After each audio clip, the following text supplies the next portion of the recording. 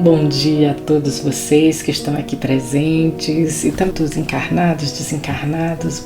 E eu quero agradecer a oportunidade de trabalho, obrigada. E hoje a gente vai falar de ingratidão. E isso é um tema que todos nós conhecemos de uma forma ou de outra. Eu acho que quem na vida ainda não recebeu a ingratidão, né? Quem na vida ainda não passou uma situação que tirou a gente, como diz a história, puxou o nosso tapete. Eu acho que todos nós que estamos encarnados e os desencarnados também passaram por isso. E eu quero começar definindo o que é ingratidão, né? Então, a ingratidão é a qualidade ou ação de quem é ingrato.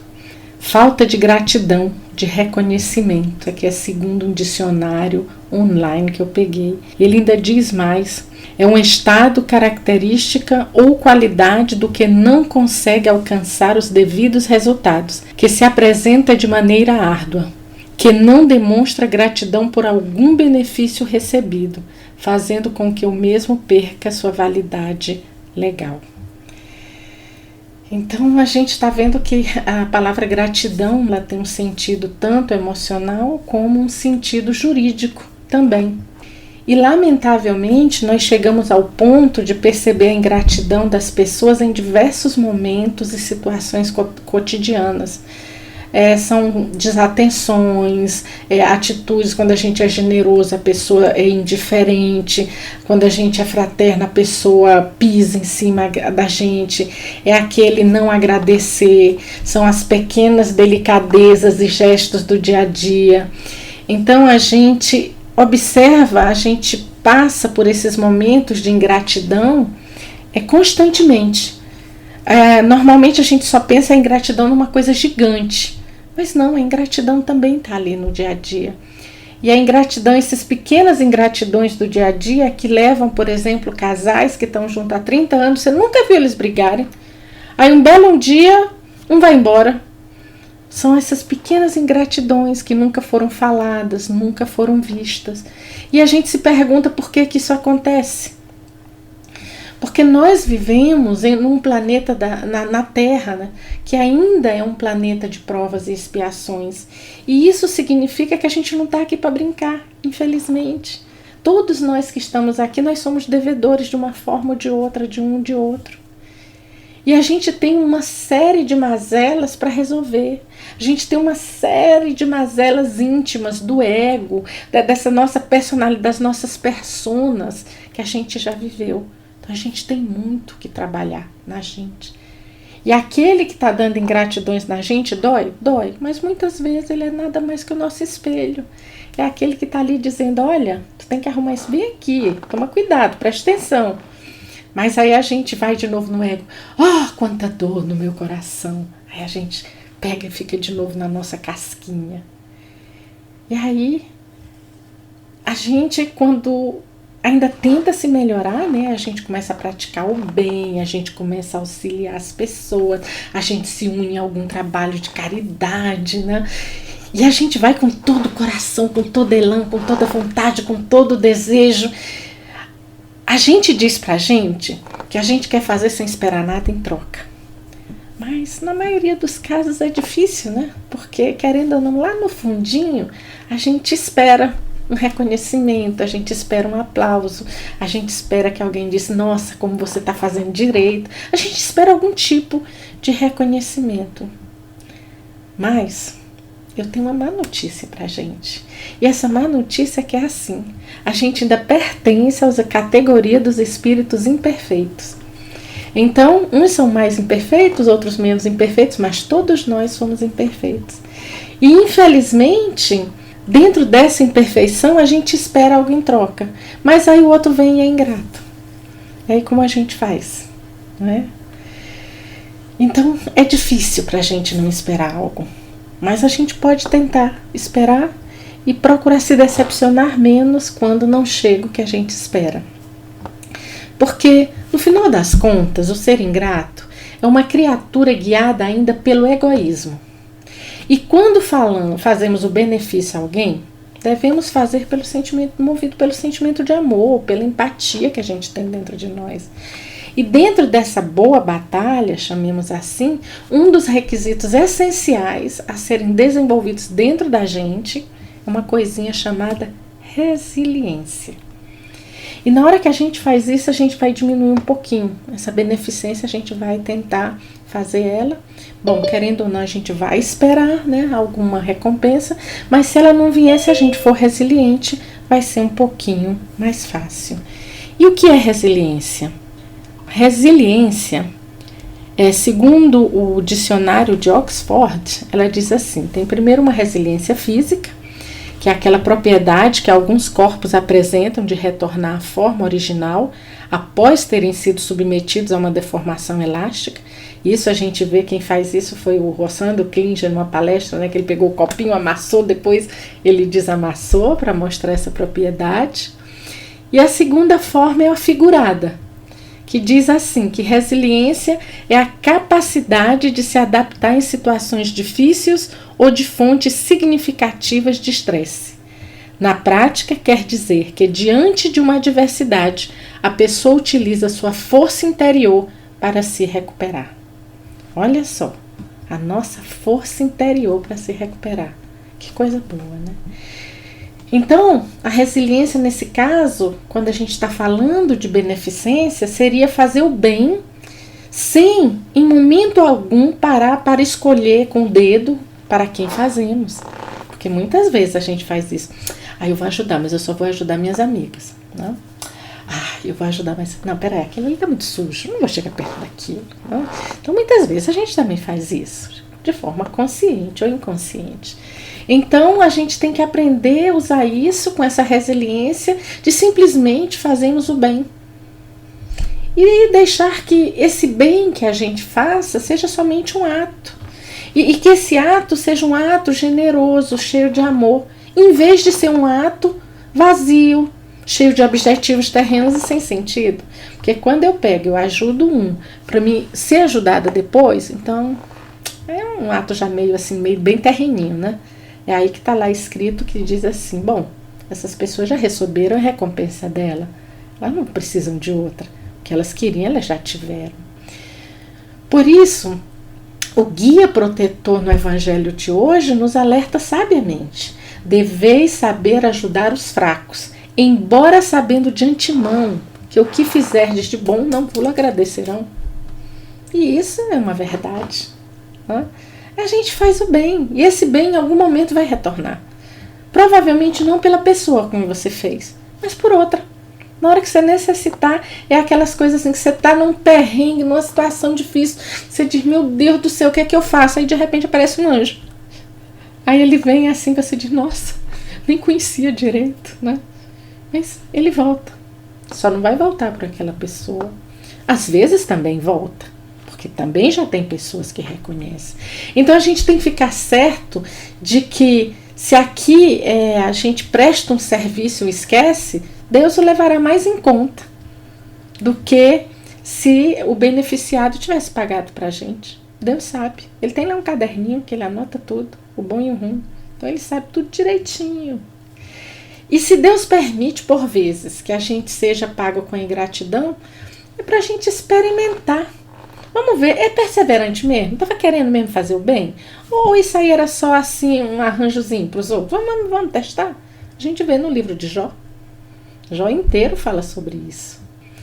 Então a ingratidão é um teste para o nosso agir. Quando fazemos e tomamos atitudes sem esperar nada em troca, procurando realizar, pensando na coletividade, no bem comum, podemos nos deparar com ações, infelizmente, de desconhecimento. Mas não podemos ou devemos deixar esse ato modificar a nossa essência generosa. Porque ou eu sou generoso ou eu não sou. E isso é uma decisão pessoal minha, permanecer ou não. Independente do que o outro faz comigo, é aquela velha história, não importa se a vida me deu um limão. O importante é o que é que eu faço desse limão. Eu vou fazer uma limonada ou eu vou ficar correndo com ele azedo na mão?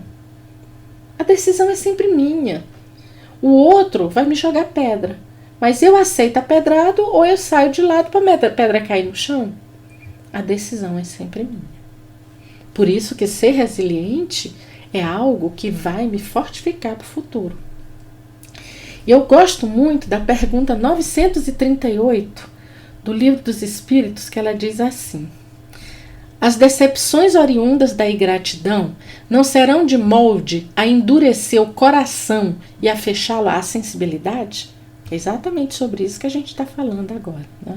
A gente está vendo aqui nossos pezinhos espetando, amassando, massacrando o nosso coração, que é o que a ingratidão faz com a gente.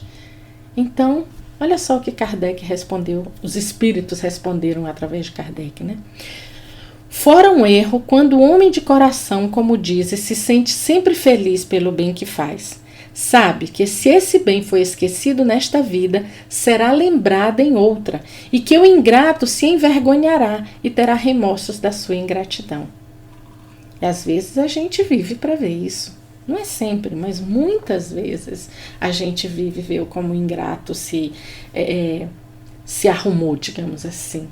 Mas continua aqui no Evangelho, então ele diz ainda: mas isso não impede que se lhe ulcere o coração. Olha só. Ora, daí não poderá nascer-lhe a ideia de que seria mais feliz se fosse menos sensível? Pode-se preferir a felicidade do egoísta. Triste felicidade essa. Saiba, pois, que os amigos ingratos que o abandonam não são dignos de sua amizade e que se enganou a respeito deles. Assim sendo, não há de que lamentar o tê-los perdido. Mais tarde, achará outros que saberão compreendê-lo melhor. Lastimai os que usam para convosco de um procedimento que não tenhais merecido, pois bem triste lhes apresentará o reverso da medalha. Não vos aflinjais, porém, com isso. Será o meio de vos colocardes acima deles. A natureza deu ao homem a necessidade de amar e de ser amado. Um dos maiores gozos que lhe são concedidos na terra é o de encontrar corações que com o seu simpatizem. Dá-lhe ela assim as primícias da felicidade que o aguarda no mundo dos espíritos perfeitos, onde tudo é amor e benignidade. Desse gozo está excluído o egoísta. Então eu acho que tudo que a gente falou até agora está aqui dentro dessa resposta dada pela espiritualidade. Pois quando falamos de dores reais, intensas, profundas, a palavra ingratidão nos vem à mente, quase que imediatamente, principalmente se vier de um filho. Quem é mãe aqui sabe, a primeira vez que o pequenino olha pra gente e diz: não me beije na porta da escola, ô dor. E essa é a menor de todas. Sempre tem maior. Então, a ingratidão, ela surge como um dardo cheio de veneno, lançado por pessoas geralmente distraídas na sua missão pessoal. São pessoas que não têm consciência de sua essência sagrada. São os cegos espirituais do mundo que não enxergam o bem que recebem e que mais tarde terão de ser ensinados pela mestra divina, chamada dor. Eles vão aprender também, do jeito que a gente já um dia aprendeu, porque um dia a gente já estava no lugar dele, né? Então o descaso do outro não pode, não deve afetar o que as nossas atitudes generosas e despretensiosas que realizamos. A insatisfação gerada por esses sentimentos negativos não devem atrapalhar o nosso caminhar. A gente deve simplesmente seguir em frente. Se ajudarmos alguém esperando receber algo em troca, isso não é dar. Isso não é ajudar, isso é uma troca. Estou fazendo um negócio. Bora, toma lá, dá cá. É aquela velha história. Uma mão, dou a outra, e as duas lavam a cara. E assim o negócio está feito, cada um vai embora e acabou a história. Mas não é disso que a gente está falando. A gente tem que parar de nunca estar satisfeito com o que se é ou com o que se possui. Porque quando a gente faz isso, a gente entra em sintonia com quem? Com a energia inferior. Se eu estou fazendo isso, eu não posso entrar em sintonia com o bom espírito. Porque o bom espírito, ele vem e ajuda. Bom, se eu agradecer, ótimo. Se não, ele também está ótimo para ele. A função dele é ajudar.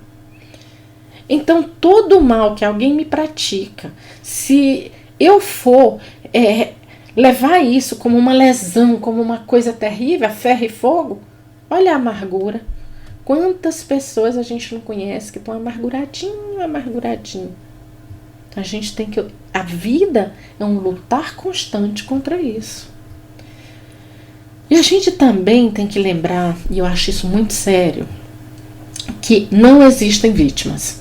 Se a prova surge, por certo, é para buscar as profundezas psíquicas do aprendiz, avaliando se a gente já consegue ou não dar conta do aprendizado, do desafio.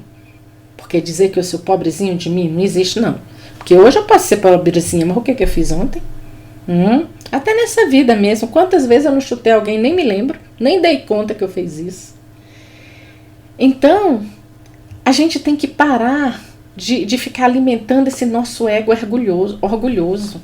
A gente tem que desenvolver essa resiliência, que ela serve para resolver essas questões, esses desafios existenciais.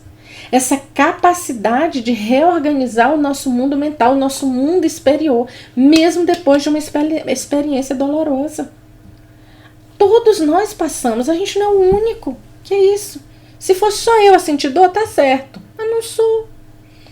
Converse com qualquer um aqui. Se a gente tiver uma conversa de pé de orelha, todo mundo aqui vai contar um caso que todos nós vamos chorar junto. Então por que a gente está fazendo isso? Vamos desenvolver a resiliência. E para isso eu achei na internet 3 passos que eu considerei bem importantes. Que diz o seguinte: etapas de desenvolvimento da resiliência. Primeiro, reconhecer que todos somos imperfeitos. Porque essa é uma constatação que produz alívio imediato ao nosso coração. Pois damos conta de que também nós precisamos com frequência do perdão alheio, se não do próprio Pai Celestial, uma vez que somos também ingratos nas mais variadas situações. Fomos de verdade sempre bonzinhos? Não fomos. Todos nós estamos no mesmo barco, a gente está assim no mesmo planeta, não tem diferença. Então vamos reconhecer isso. Todos somos imperfeitos. O segundo passo é buscar desenvolver a compaixão. Porque a gente está assim, parece que a gente está com uma pedra de gelo em cima da gente, que a gente só vê a gente mesmo e o resto a gente nem dá conta. A gente já está tão normal a gente ver alguém cair morto em algum lugar que a gente já nem escuta direito a notícia. Até um dia que cai morto um da gente. Aí a gente percebe que ia morrer. Não é? Jesus já nos alertava do grande mérito que é desenvolver, que é ter compaixão no coração. O que é ser bom, para a gente aprender a perdoar, ser benevolente para com o outro e com a gente mesmo.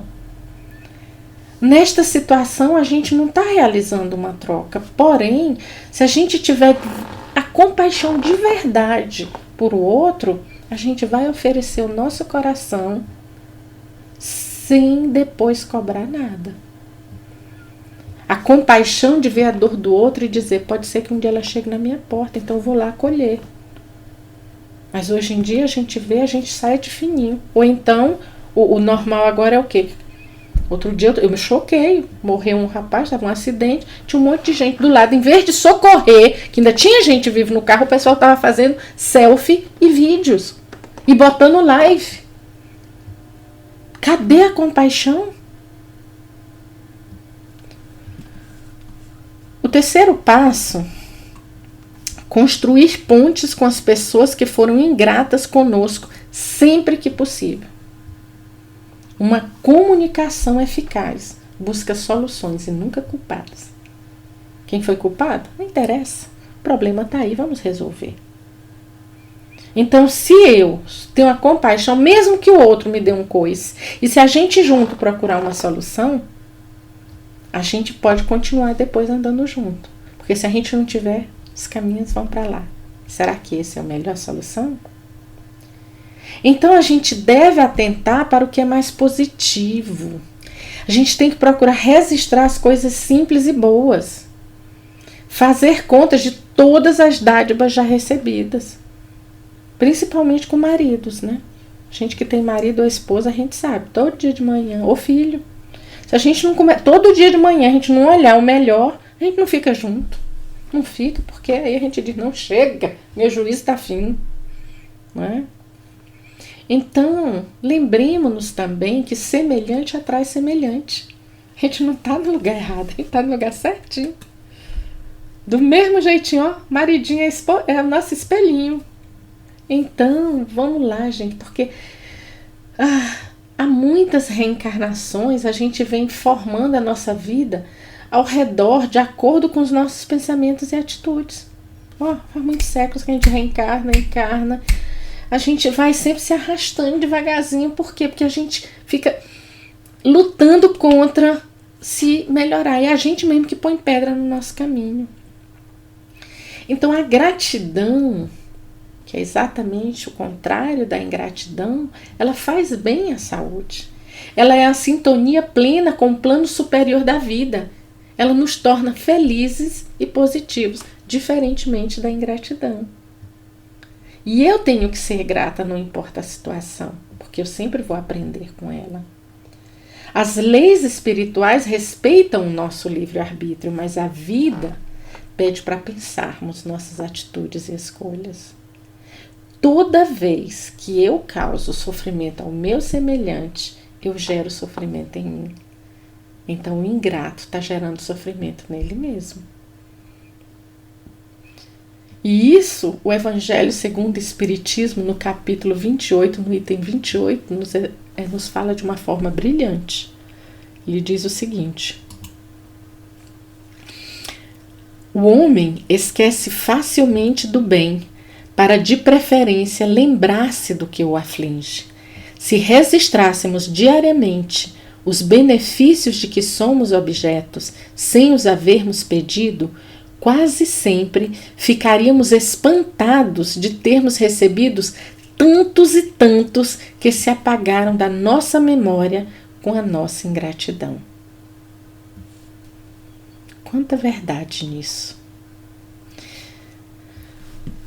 Por isso eu recomendaria isso para mim também, tá? Eu estou me incluindo nessa história, que a gente procure sintonizar e perceber as coisas boas que recebemos e aprendemos diariamente.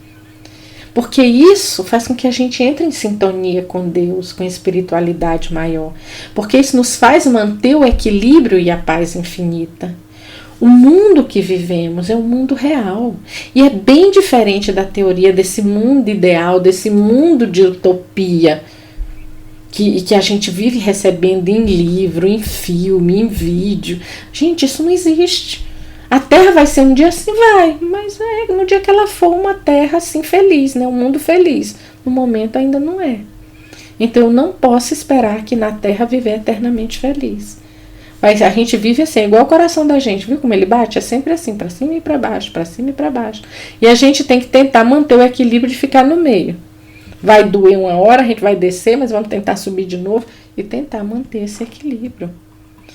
Para que a ingratidão do outro não afete o nosso estado mental e modifique os rumos que a gente nasceu para ser. Devemos procurar proteger nossas emoções, pois é delas que saem as nossas escolhas. É fácil? Não, não é não. Vocês não sabem a luta que eu tenho diariamente com isso. Mas eu acho que é aquilo que eu falei antes, todos nós temos. Em diferentes frontes, mas cada um tem as suas próprias lutas diárias. E a gratidão, ela é o medicamento do espírito e o sentimento de almas elevadas. Com a disciplina, nós podemos controlar os nossos pensamentos e atitudes, abandonando o costume de reclamar. O que é que o Emmanuel dizia sempre para o Chico? Disciplina, disciplina e disciplina. Isso vale para a gente também. A gente tem que ter a disciplina. Eu vou estudar todo dia, eu vou ler o Evangelho, eu vou ler uma página, eu vou ler um livro produtivo, um livro bom. A gente tem que ter isso. Porque senão a gente vai estar sempre focando nas coisas erradas. E não é esse o nosso destino. O Espiritismo, ele nos ensina a cultivar a semente do bem. Para nós mesmos e para o nosso próprio. Porque nós, seres humanos, nascemos para progredir. Essa é a lei. Eu posso fazer o que eu quiser, mas eu tenho que progredir. Eu não posso escolher voltar para trás. Progredir é meu destino. Então, um dos problemas dos caridosos consiste em que eles desejam ser lembrados, reverenciados por toda a vida, sabe? Que muitas vezes a pessoa tem essa necessidade de tal forma que ela não percebe que as lisonjas é o que ela deseja com aquele trabalho. E se ela não recebe, ela diz que nunca mais irá fazer nada pelos outros, pois os outros são ingratos. Eu conheço pessoas assim, que tinham aquele trabalho de caridade, sabe, vivia nas mídias. E no dia que o holofote saiu de cima dela, ela nunca mais fez nada. Então, muitas vezes, a pessoa que recebeu ajuda, ela não está assim num bom ânimo, ela não está assim numa boa saúde mental, ela não está legal. Então, ela nem se lembra de falar nada. E o outro espera que ela fale aos 4 ventos que ele ajudou. Então, a gente tem que lembrar que a nossa recompensa não é a bajulação. Então, a gente tem que retirar essa ideia de que o outro, por quem eu fiz alguma coisa, tem que me ser grato. Não, ele não tem que me ser grato coisíssima nenhuma. Foi minha decisão chegar lá e ajudar. Se ele vai ser grato ou não, isso é irrelevante. Mas eu tenho que ajudar sem olhar a quem. A necessidade está aí, eu vou lá e ajudo. A pessoa aceita a minha ajuda, maravilha. Ela não aceita, ótimo. Tá tudo certo. Nós é que temos que nos ajoelhar diante de Deus e agradecer a oportunidade de poder ajudar. Não ao contrário. Por isso, é salutar a gente entender a gratidão. Não é o outro que tem que ser grato para mim, eu que tenho que ser grato por poder ajudá-lo. Só isso. Porque ser grato é reconhecer as graças recebidas. É fazer da vida uma demonstração de gratidão. Quando eu ajudo os outros, gente, quando eu vou lá, que eu vejo que está alguém, vocês sabem do meu trabalho que eu faço lá com o pessoal que está indo. Mas quando eu faço isso, eu acho que eu ajudo eles? Ajudo não. Eu saio de lá, eu recebi tanto de volta, tanto, que eu aqui tenho que ser grata por ter ido lá. E aí a gente enche o peito e diz, eu fui lá, eu ajudei. Que é isso? Eu ajudei, eu não fiz nada. Mas o que eu ganhei com o que eu estava lá, a lição de vida é impagável. Então, eu é que tenho que mostrar essa gratidão. Gente, isso me faz feliz, eu ser grata por ter ajudado. Né? Então, quando a gente entende isso, a gente amplia a nossa consciência. A gente se torna mais alegres, a gente sorri mais, a gente fica mais leve. E assim a beneficência, essa virtude de fazer o bem, de beneficiar o próximo, ela fica sem limites. A gente simplesmente faz. Então esse verdadeiro cristão vê irmãos em todos os seus semelhantes, para a gente socorrer do jeito que for necessário. Jesus atendeu a todos que o procuraram. Ele nunca dizia assim, não vou atender. O filho do centurião, o filho da viúva, o Nicodemos, qualquer um, para ele não interessava. Tu é bom, tu é rico, tu vai me trair, tu não vai? Judas, o próprio Judas, ele ajudou todo mundo. Porque para ele, ajudar era o caminho. O que o outro ia fazer com isso, não era problema dele. E também não deve ser o nosso. E é muito importante, porque a gente tem que entender e ver a beneficência como uma forma de saber viver e ser útil, servindo no mundo do meu íntimo ao próximo, não é? Segundo as necessidades dos outros, sem parar com essa coisa de dizer, eu ajudei, agora eu vou ser ajudada, agora eu vou receber de volta. Não, não é assim. Você não tem nenhum controle sobre o que a outra pessoa pensa. Tudo que a gente faz, foi o que eu falei até agora, independente do que a gente faz, quando a gente faz, como a gente faz, bom ou ruim, nós não temos controle sobre o que os outros pensam a respeito. Essa coisa da expectativa. Quando a gente tem expectativa sobre uma pessoa, a gente coloca sobre os ombros da pessoa um peso muito grande que a pessoa tem que corresponder. Situações bem concretas que a gente vive. Mesmo quando a gente conhece uma pessoa, a gente jamais conhecerá tão bem, para saber como ela processa determinadas informações, porque nem a gente sabe. Muitas vezes a gente se acha maravilhoso, equilibrado, mas na hora que vem o botão certo, apertado, na hora certa, quando a gente dá conta, a gente vira um monstro. E a gente diz, como assim, eu? Né? Como eu? Mas eu nunca pensei que eu fosse capaz de fazer isso. E a gente é capaz. Então, com o outro é a mesma coisa. A gente convive, eu sou casada há 30 anos. 30 anos diariamente com o mesmo Joãozinho aqui do meu lado. Mas eu não sei exatamente se um dia ele, não sei, me trair, por exemplo, como eu vou reagir. Então a gente não pode pensar que a gente conhece alguém. A gente só conhece a faceta que a gente está disposto a ver, porque muitas vezes a pessoa mostra, mas a gente não está disposto a ver. Conheço muitos casos de mães que os filhos são os monstros do 71, todo mundo vê isso, menos a mãe, porque ela não está disposta a ver. É tudo muito complexo. A gente tem que imaginar assim que nós somos um mundo. Cada um de nós. Somos um mundinho diferente do outro. Então aqui nesse planeta moram mais de 8 bilhões de mundos. Todos nós somos completamente diferentes um do outro. A gente tenta, como aquela historinha do porco-espinho, tentar viver um do lado do outro sem se espetar muito. Mas de verdade, a gente não sabe o tamanho do espeto do outro, nem o tamanho do nosso. Porque quantas vezes você escuta depoimento de pessoa que diz, eu nunca imaginei que eu fosse capaz de fazer isso. Então quer dizer, são as coisas que a gente acha que a gente se conhece. A gente nem se conhece. Então a gente não tem como conhecer os outros. A gente só tem o poder de tentar dar o nosso melhor, procurando fazer com que a gente não pise em ninguém. Mas dou outro exemplo bobo. Teve um trabalho que eu trabalhei que as pessoas reclamavam porque eu sorria demais. Então disseram na minha cara, você não pode ser uma pessoa boa, porque como é que alguém bom está sempre sorrindo? Então quando a gente imagina que uma coisa boba, como um sorriso, pode machucar alguém, imagina o resto. Então eu gostaria de trazer para vocês mais uma coisinha. Tem um texto da Joana de Ângeles, que está no livro dela, Joana de Ângeles Responde, que eu achei que ele é muito bom para esse momento. Diz assim, ó, é muito frequente aquele que foi beneficiado esquecer-se rapidamente do benefício recebido. Como conviver com a ingratidão? Resposta: não digas quando a ingratidão te bater à porta, nunca mais ajudarei a ninguém. Não exclames quando a impiedade dos teus beneficiários chegar ao reduto do teu lar. Para mim chega.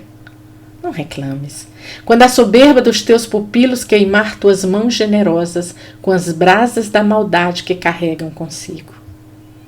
E eu que lhe dei, e eu que tudo lhes dei. Não sofras, dizendo quando o azurag daqueles a quem amas te feriu devortamento. Arrependo-me de ter ajudado. Não retribuas mal por mal, pois que assim vitalizarás o próprio mal. O bem que se faz a alguém é luz que se acende interiormente. Gostaria sim de recolher gratidão, amizade, compreensão. Todos nós gostaríamos de experimentar os pomos da gratidão. A árvore, porém, não pergunta a quem lhe colhe o fruto para onde o carrega, que pretende dele. Felicita-se por poder dar e se multiplicar através da semente que é atirada a lures, abençoa o novo solo com outras dádivas de alegria. Imita-lhe o exemplo. Teus frutos bons que produzam bons frutos além. A ti, a alegria de fazer, doar e nunca a ideia de colher reconhecimento ou gratidão. Gratidão pode ser também pagamento. Seja grato teu coração, mas não esperes pelo reconhecimento de ninguém. Eu acho que com essa pequena leitura está resumido tudo aquilo que a gente falou até agora aqui. É assim, gratidão por vocês terem me ouvido, muito obrigada e até uma próxima.